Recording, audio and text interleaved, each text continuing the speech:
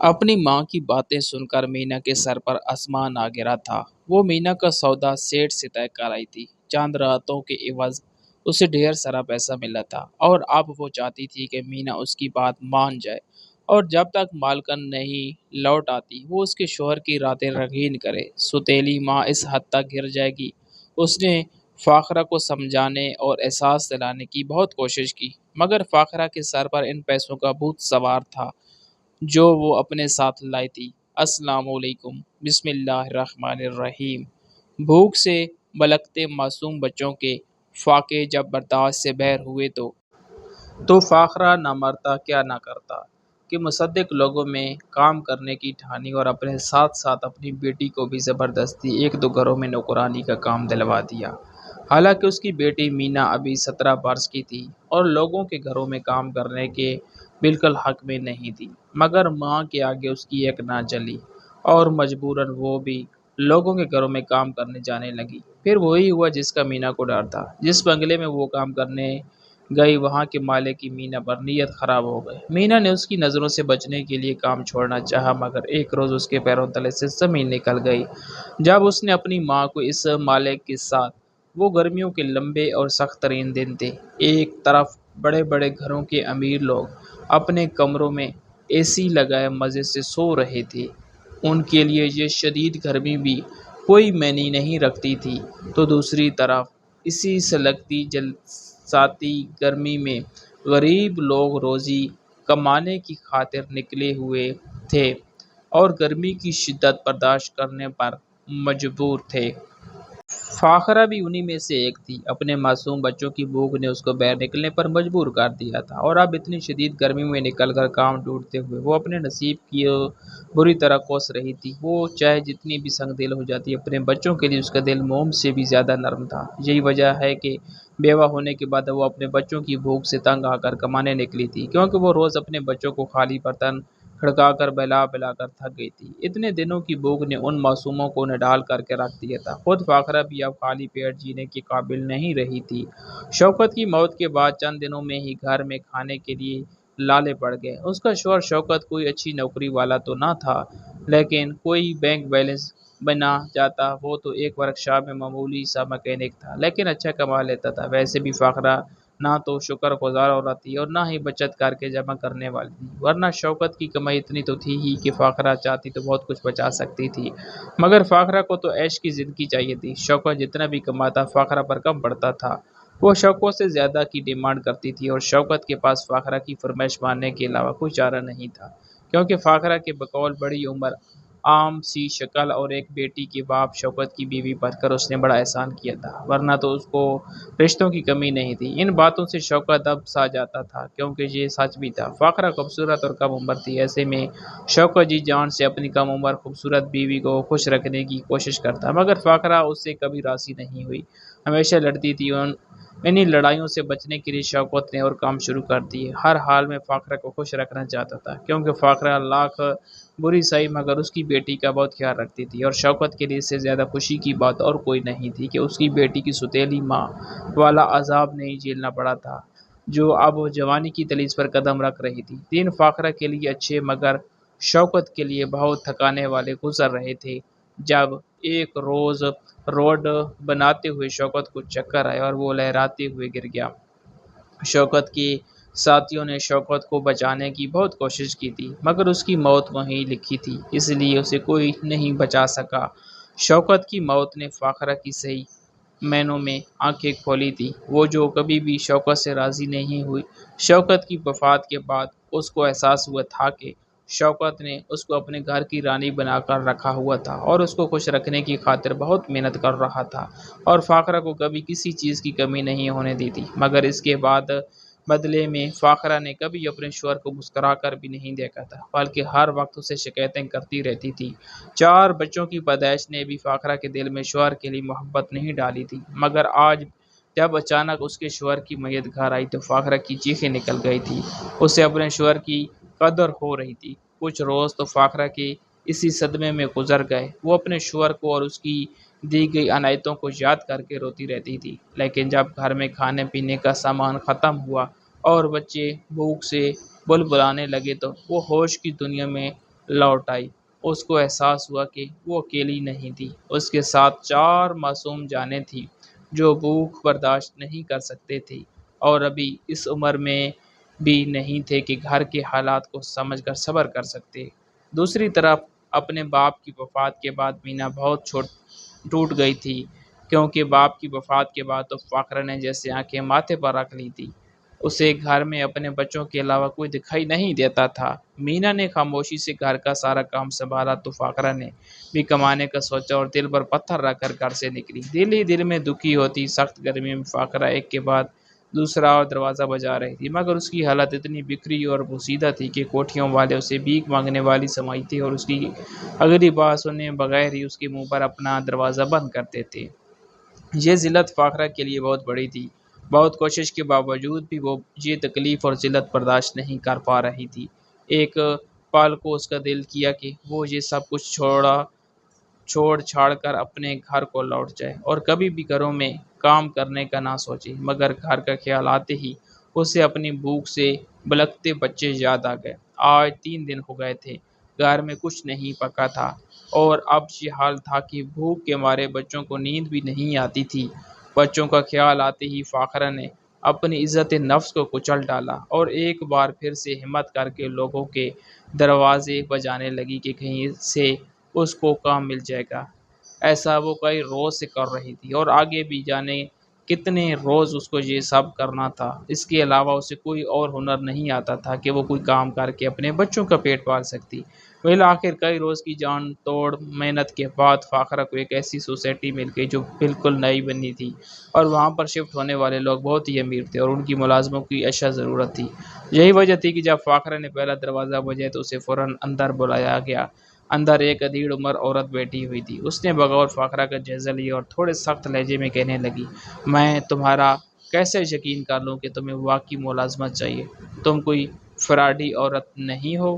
اس کی بات پر فاخرہ فوراً بولی، میں آپ کو ہر طرح کی قسم دینے کو تیار ہوں۔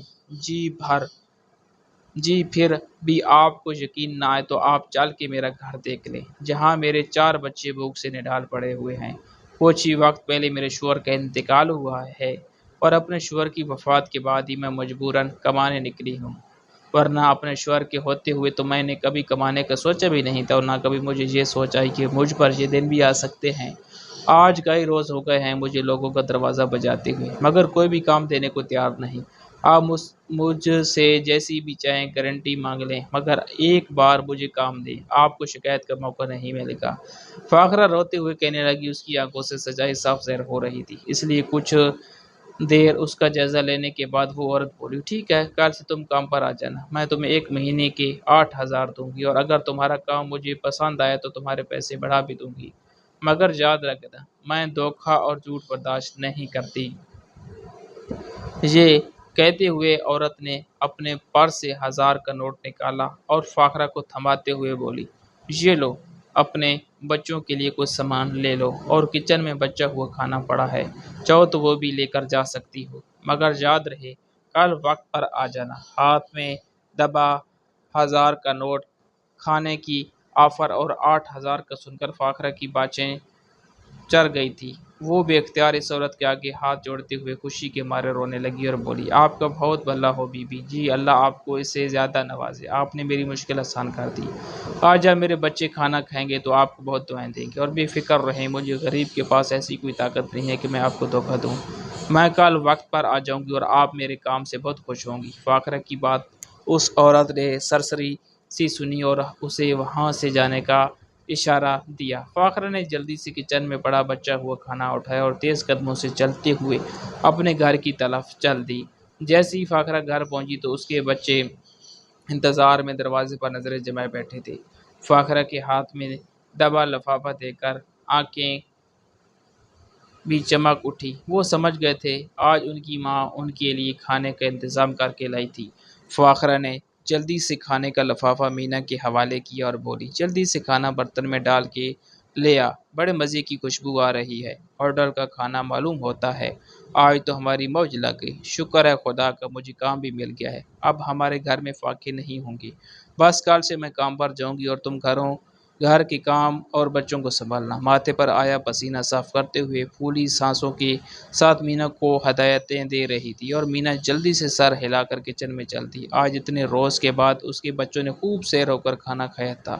دل ہی دل میں فاخرہ نے اپنے اللہ کا شکر ادا کیا اور آئندہ زندگی کو لے کر پرسکون خیالات سوچنے لگی۔ اب فاخرہ کام پر جاتی، دل لگا کر کام کرتی۔ شروع کے دنوں میں تو فاخرہ نے کماتے ہوئے صرف اپنے بچوں کا سوچا، مگر جب ہاتھ میں 8,000 آئے تو اس کی آنکھیں چمک اٹھی اور اس کی دم توڑتی خواہشات ایک بار پھر سے سر ابھارنے لگی۔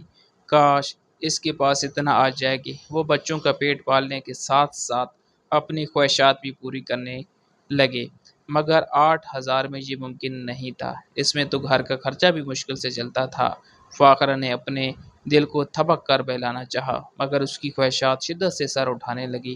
تو ایک روز کام سے واپس آتے ہوئے اچانک سے ایک خیال فاخرہ کے دل میں جاگا، اور اس نے ایک گھر کا دروازہ بجایا اور کام کرنے کی بات کی تو حسب معمول وہاں بھی ملازمہ کی ضرورت تھی۔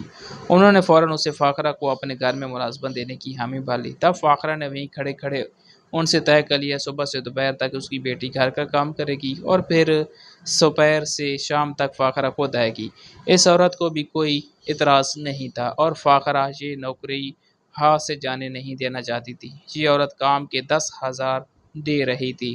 فاخرہ نے سوچ لیا تھا کہ وہ مینا کو اس گھر میں کام کے لیے آمادہ کرے گی۔ گھر کی صفائی ستھرائی اور ایک وقت کا کھانا مینا کر لے گی، اور کپڑے دھونے اور باقی کا کام فاخرہ سنبھالے گی، کیونکہ وہ دوپہر تک اپنے کام سے فارغ ہو جاتی تھی۔ اس طرح مینا دوپہر تک گھر کے کام سے فارغ ہو کر گھر جائے گی اور باقی کا وقت گھر کو سنبھالے گی، اور صبح سے دوپہر تک تو اس کے بچے ہمسائے کے پاس رہ سکتے تھے، جو فاخرہ کی پکی سہیلی تھی۔ اب اس کے ہاتھ میں 8 نہیں بلکہ 18,000 پیسے ہوں گے۔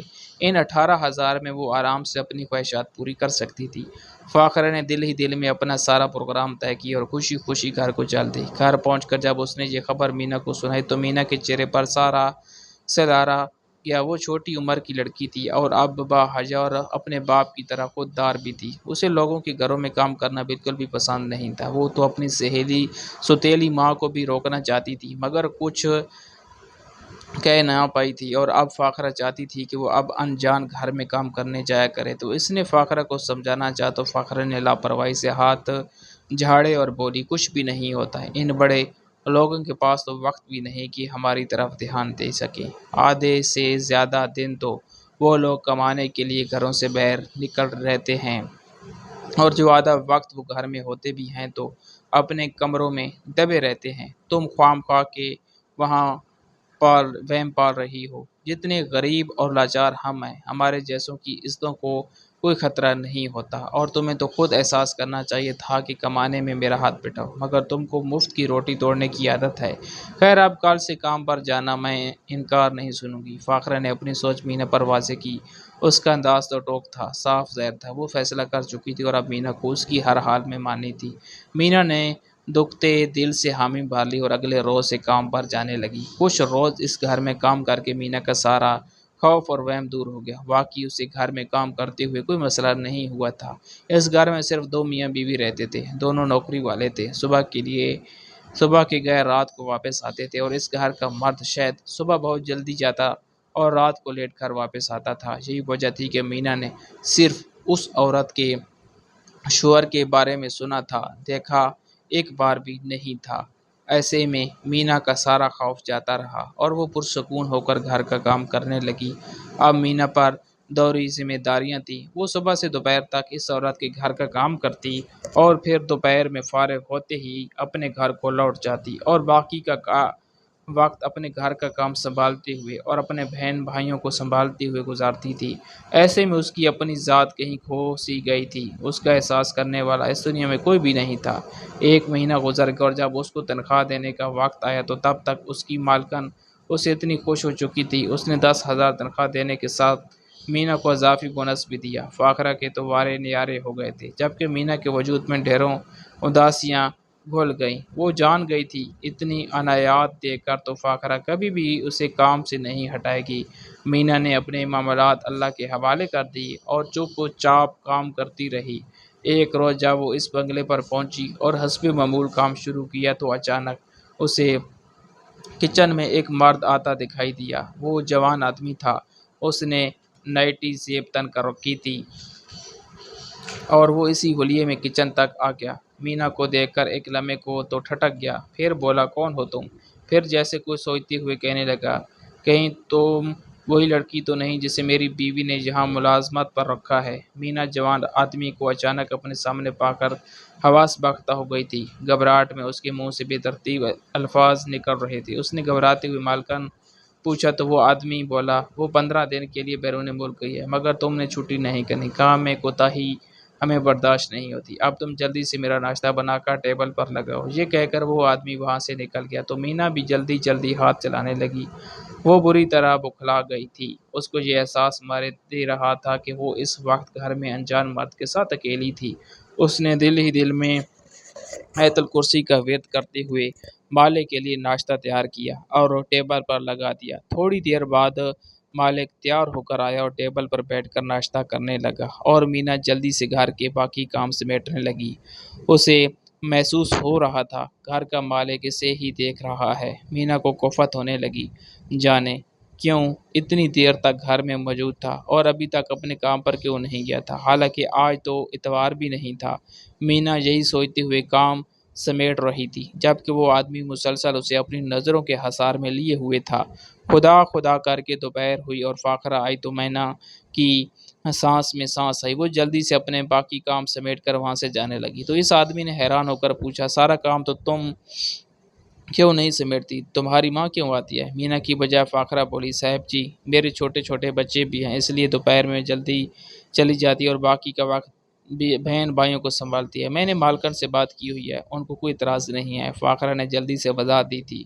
مبادہ اس گھر کا مالک برا نہ مان جا۔ فاخرہ کی بات سن کر وہ آدمی کچھ سوچتے ہوئے بولا ٹھیک ہے اپنا کام کرو۔ مینا دل میں اللہ کا شکر ادا کرتے گھر لوٹی تھی۔ اسے آج اپنا باپ بہت یاد آ رہا تھا۔ اگر وہ زندہ ہوتا تو اس طرح مینا کو غیر مرد کی نظریں نہ برداشت کرنی پڑتی۔ مینا کی آنکھوں سے آنسو گر رہے تھے مگر وہ اپنا درد کسی کو نہیں بتا سکتی تھی۔ اگلے روز جب مینا کام پر گئی تو گھر کا مالک گھر میں ہی موجود تھا۔ یہ دیکھ کر مینا کو خاصی حیرانگی ہوئی تھی۔ کہاں تو وہ گھر پر نظر نہیں آتا تھا اور آج دوسرا دن تھا وہ گھر پر ہی تھا اور آج تو اس کی نظروں میں بے باکی صاف دکھائی دے رہی تھی۔ وہ کام کے بہانے مینا کے قریب ہونے کی کوشش بھی کرتا تھا اور پھر ہر گزرتے روز اس آدمی کی بے باک حرکتیں بڑھنے لگی تھی اور جب اس کا صبر جواب دے گیا تو اس نے مینا کے ساتھ دست درازی کرنے کی کوشش کی۔ وہ عیاش آدمی تھا۔ اب جب اس کی بیوی گھر پر نہیں تھی اور گھر میں خوبصورت اور کم عمر لڑکی اس کو دکھائی دے رہی تھی تو اس کی نیت خراب ہو گئی۔ مینا اپنی عزت بچانے کی کوشش کرنے لگی۔ اسی وقت فاخرہ آ گئی۔ اس کو آج وہاں سے جلدی چھٹی مل گئی تھی۔ فاخرہ کی بے وقت مداخلت سے وہ عیاش آدمی خاصا بد مزہ ہوا مگر پھر اس کے شیطانی دماغ نے ایک اور بات سوجی۔ فاخرہ کے آتے ہی مینا ہزاروں قطار روتے ہوئے اپنے گھر کی جانب بھاگنے لگی۔ اس کے ہاتھ پیر پھول رہے تھے۔ گھر پہنچ کر ہی مینا نے دوسری سانس لی تھی۔ اس نے ٹھان لی کہ آج فاخرہ سے دو ٹوک بات کرے گی۔ دوسری جانب فاخرہ بھی جیسے کچھ سمجھ گئی تھی اور پھر اس عیاش آدمی نے فاخرہ کی سوچ کو زبان دی اور بولا تمہاری بیٹی پر میرا دل آ گیا ہے، میں اس کے ساتھ وقت گزارنا چاہتا ہوں۔ میری بیوی کو آنے میں ابھی 12 روز باقی ہیں۔ اگر تم اپنی بیٹی میرے حوالے کرو تو 10 روز کے روزانہ اتنے پیسے دوں گا جو تم نے خواب میں بھی نہیں سوچے ہوں گے۔ میں جانتا ہوں وہ تمہاری سوتیلی بیٹی ہے، سودا پورا نہیں ہے، تم اپنا اور اپنے بچوں کا سوچو۔ میں تمہیں مالو مال کر دوں گا، تمہاری ساری خواہشات پوری ہو سکتی ہیں، اور اگر تم نے میری بات نہ مانی تو میں تمہیں نوکری سے نکال دوں گا، بلکہ تم سب کا جینا حرام کر دوں گا۔ تم مجھے جانتی نہیں ہو۔ یہ باتیں سن کر فاخرہ پہلے تو گھبرا گئی مگر ڈھیروں پیسوں کا سن کر اس کی آنکھیں چمک اٹھیں۔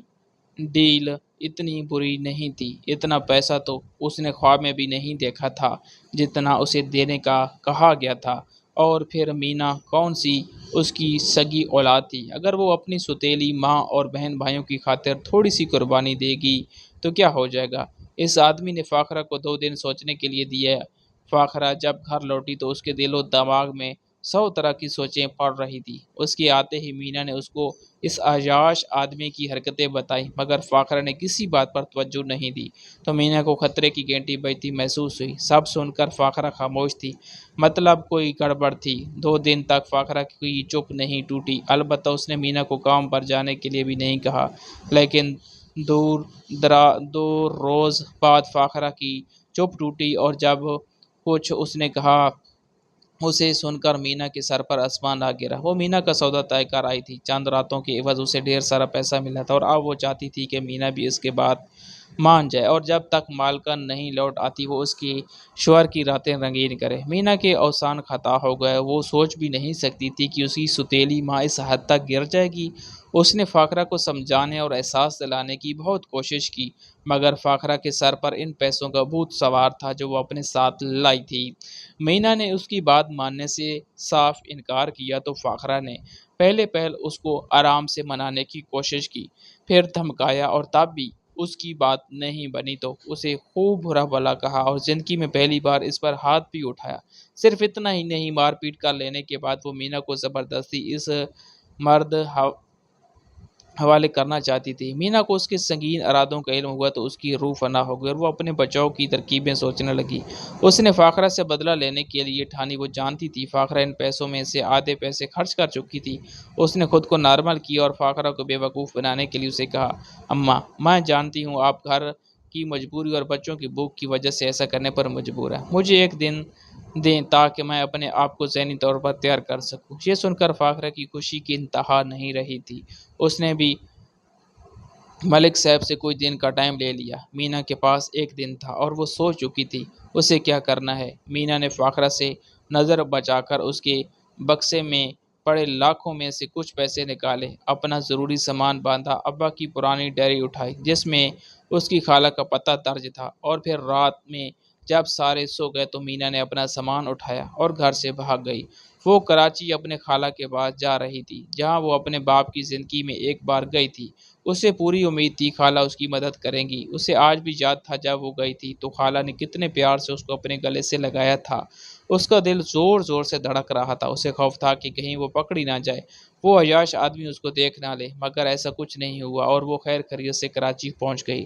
زندگی میں پہلی بار وہ کراچی اکیلی آئی تھی۔ وہ بہت ڈری ہوئی تھی، مگر جو ذلت وہ دیکھ چکی تھی، یہ ڈر اور خوف اس سے زیادہ نہیں تھا۔ اس نے ٹیکسی والے کو خالہ کا ایڈریس دکھایا اور خالہ کے گھر پہنچ گئی۔ خالہ کے گھر کا دروازہ بجاتے ہوئے وہ ڈری تھی کہ جانے صاحب کا کیسا رد عمل ہو، مگر کچھ بھی نہیں ہوا تھا۔ خالہ نے بہت محبت سے تڑپ کر مینا کو سینے سے لگایا تھا۔ اسے اپنی چھوٹی بہن کی اکلوتی بیٹی بہت پیاری تھی۔ پھر جب مینا نے روتے ہوئے خالہ کو سب بتایا تو حقیقت جان کر خالہ بہت رنجیدہ ہوئی اور کہا، تم نے یہاں آ کر بہت اچھا کیا مینا، اب تمہیں پریشان ہونے کی ضرورت نہیں ہے، اور رہی بات اس ذلیل عورت کی تو دیکھنا اب اس کا کتنا برا انجام ہوگا۔ امیر بندے کا پیسہ کھا کر بیٹھی ہے اور یہ پیسہ اس کو قبر تک لے کر جائے گا۔ تم اب اس کی فکر مت کرو، سمجھو کہ تمہاری خوشی کے دن آنے والے ہیں۔ آخر میں خالہ کا لہجہ بہت معنی خیز تھا، مگر مینا نہیں سمجھ پائی۔ وہ تھکی ہوئی تھی، جانے کتنی راتوں سے نہیں سوئی تھی، اور پھر کچھ دنوں میں خالہ نے اپنا کا سچ کر دکھایا۔ انہوں نے مینا کی شادی اپنے چھوٹے بیٹے کے ساتھ کر دی۔ مینا کا شوہر بہت اچھا تھا، اس نے بہت محبت سے مینا کو اپنایا تھا۔ مینا کی زندگی میں خوشیاں آ گئی تھی اور وہ فاخرہ کے عتاب سے بچ گئی تھی۔